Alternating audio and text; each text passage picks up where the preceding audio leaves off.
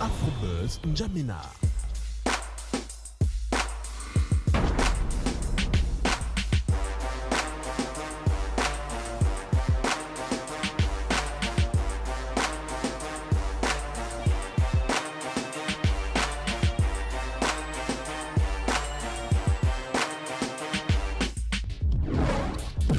Afrobuzz N'Djamena. Amis du Buzz, bonjour. Je suis très heureuse de vous retrouver pour ce nouveau numéro d'Afrobuzz N'Djamena. Alors, quelqu'un l'a dit et je pense qu'il n'a pas tort. Il y a des gens qui font l'histoire et il y a d'autres qui la suivent tout simplement. Je voudrais vous inviter aujourd'hui à découvrir ou à redécouvrir un homme que vous auriez déjà rencontré ou que vous n'avez pas encore rencontré. En tout cas, lui, c'est encore un fils d'Afrique. Il s'appelle Dr Ali Abderrahmane Agar. En plus d'être le recteur de l'université de N'Djamena, il est écrivain et surtout fondateur de plusieurs structures de formation ici au Tchad, notamment le HEC-Tchad, qui est donc les hautes études économiques, commerciales, comptables et de communication au Tchad.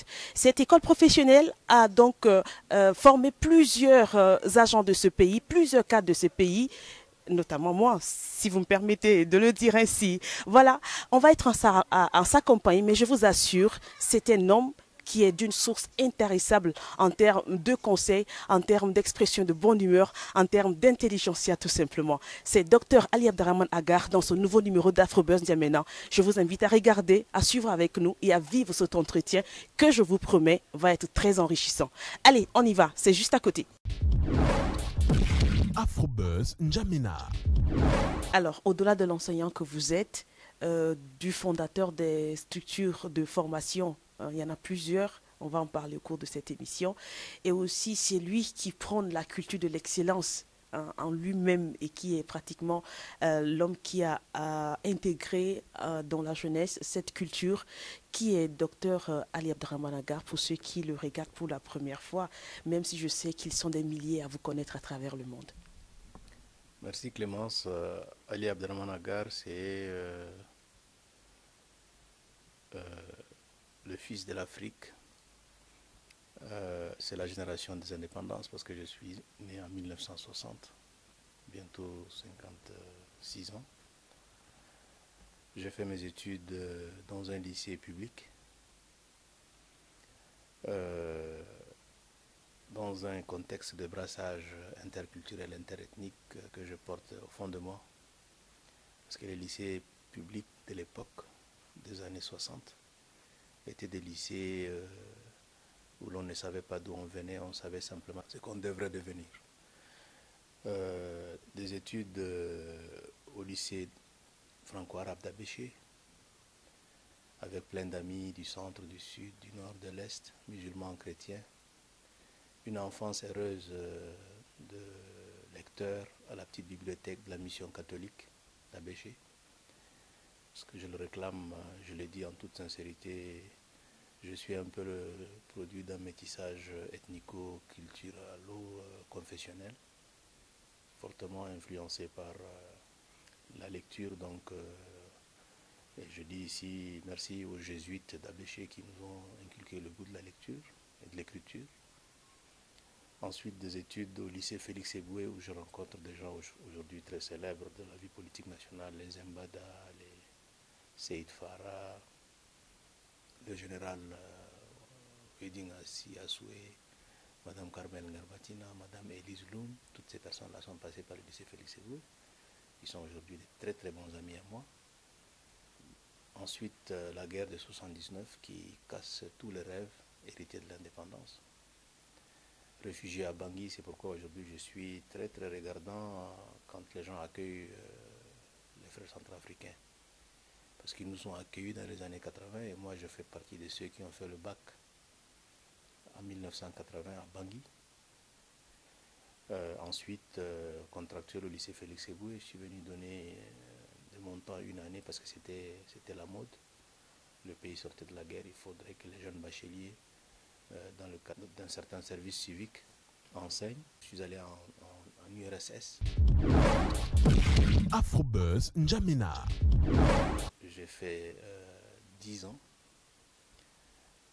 pour des raisons très simples parce que honnêtement j'étais parti avec une bourse du GUNT de M. Goukouniouedé Et depuis le lycée, bon, c'est arrivé comme ça. Nous, on était plutôt dans le camp de ceux qui n'aimaient pas Hissène Habré. C'est des choses qui vous suivent.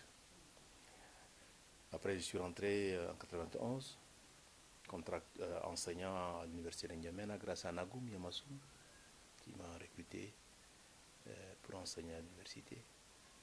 Ensuite, on crée avec Isidore Yatasala, paix à son âme, Tchad Non-Violence. On participe à la CNS. Je deviens secrétaire général du Parlement provisoire. Et je me rends compte qu'il faut un peu approfondir ma connaissance de l'administration.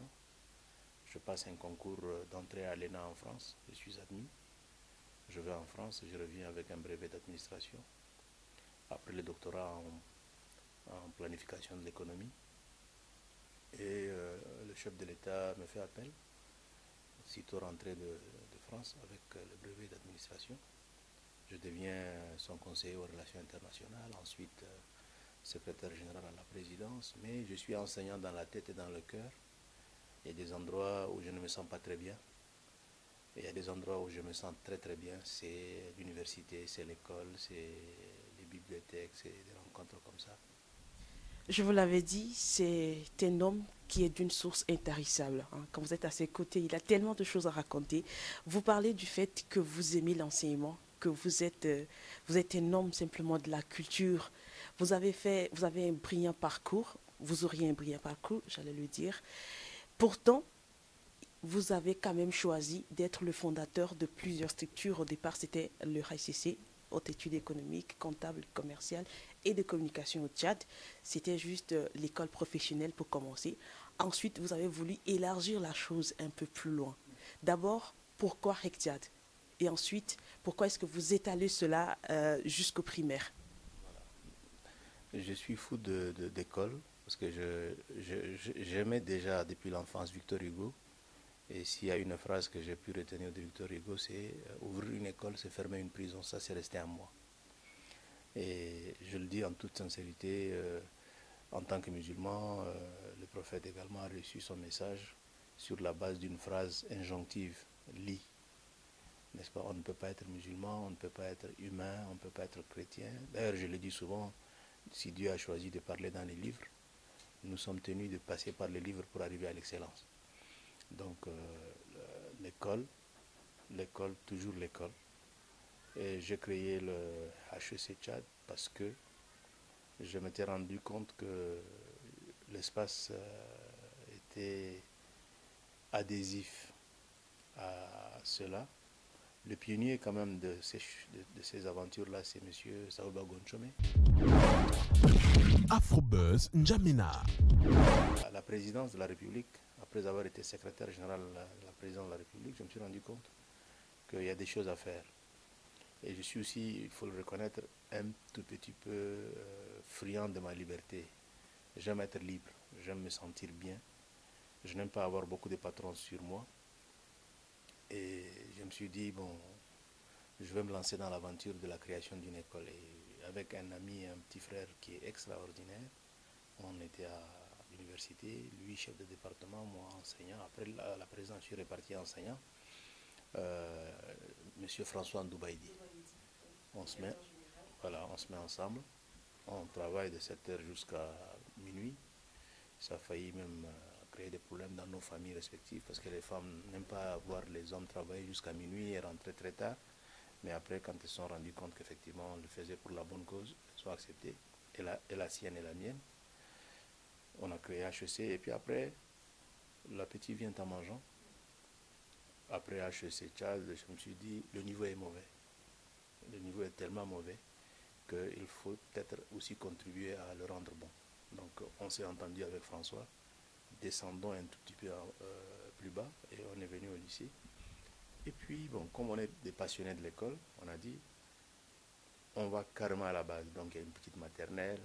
Quand je vais à la maternelle, c'est tout mon plaisir parce que honnêtement, je suis pris de frissons quand je vais trouver les enfants en train de chanter la tchadienne, en train de réciter le corbeau et le renard, etc. Ainsi de suite, en train de faire des calculs mentaux, en train de se brasser, etc.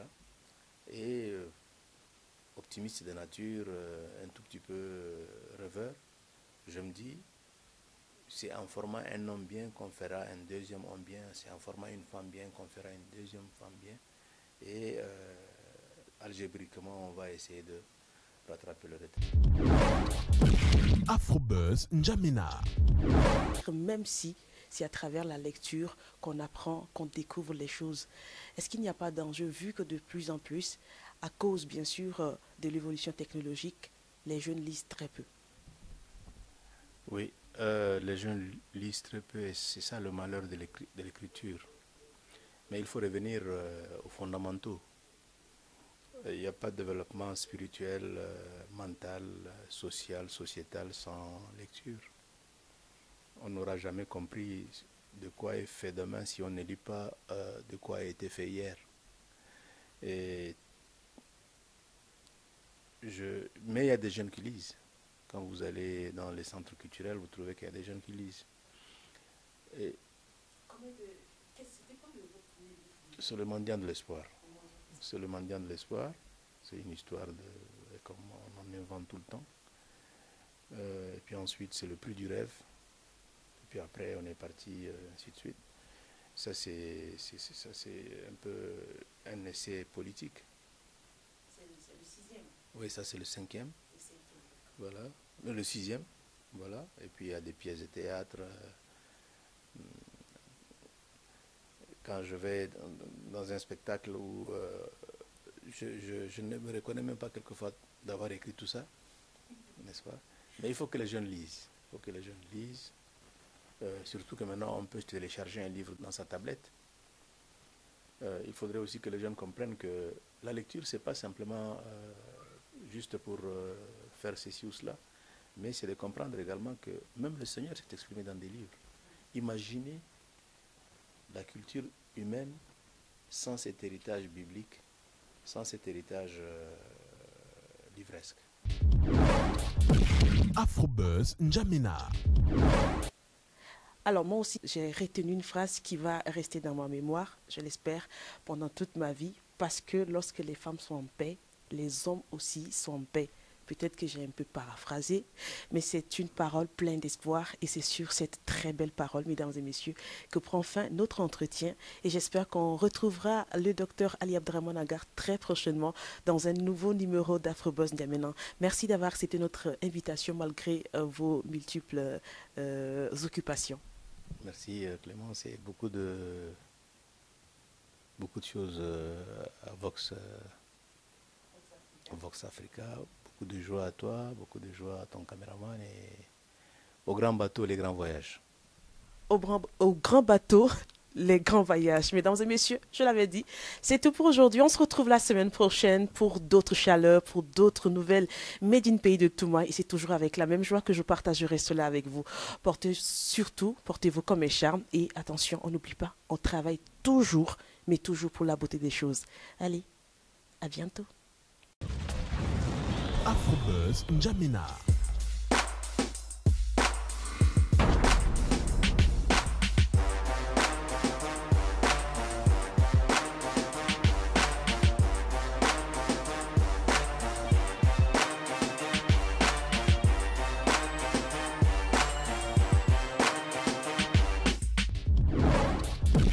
Afrobuzz N'Djamena.